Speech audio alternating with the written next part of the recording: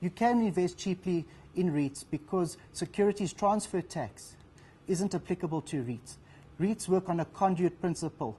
The name Real Estate Investment Trust is a bit of a misnomer because it's a taxation classification with benefits to the investor, but it actually works on a flow-through principle whereby you as an investor in a REIT are recipient of that rental income, and that which is fully taxed.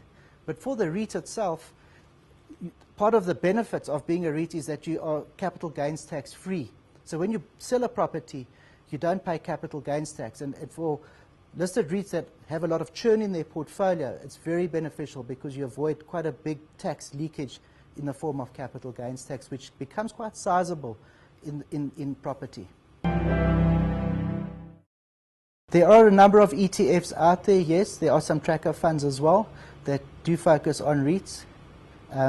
But I'm sure as there's more liquidity and more entrance into the market, that will grow in time to come. There are REITs out there with A and B structures, and those structures depend on the investor's requirements. So generally, the participant in an A structure would be someone who's looking for a kind of a low return, but certainty over the return. So they almost have a guaranteed return, which is preferable for certain investors who want certainty over their income.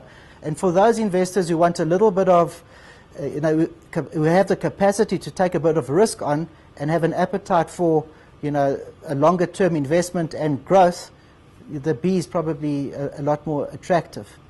And that's where you'll see, in terms of the liquidity for the A's and the B's, where the preference lies from an investment point of view.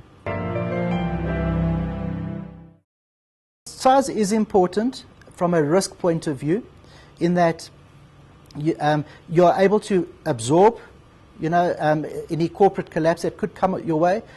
Tenant, concentration risk is minimized. Your ability to, command reasonable pricing in the funding markets is improved if you have size, because there is a lot more security that's afforded to the lender into your fund. So size is important from a diversification risk point of view. Where size does count against you is when you want to grow. Redefine, for example, growth points in a similar boat.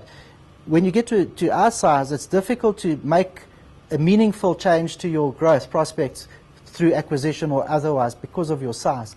So that does actually count against you. But just by way of example, the corporate collapse now of Ellerins, for example, well publicized. But the larger funds obviously will be able to easily absorb that knock, whereas smaller funds who have large exposures to such tenants have a greater risk.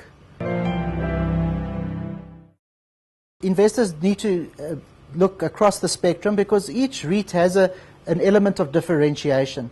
The larger ones have some international diversification in there, so there's a bit of geographic diversification, which is nice.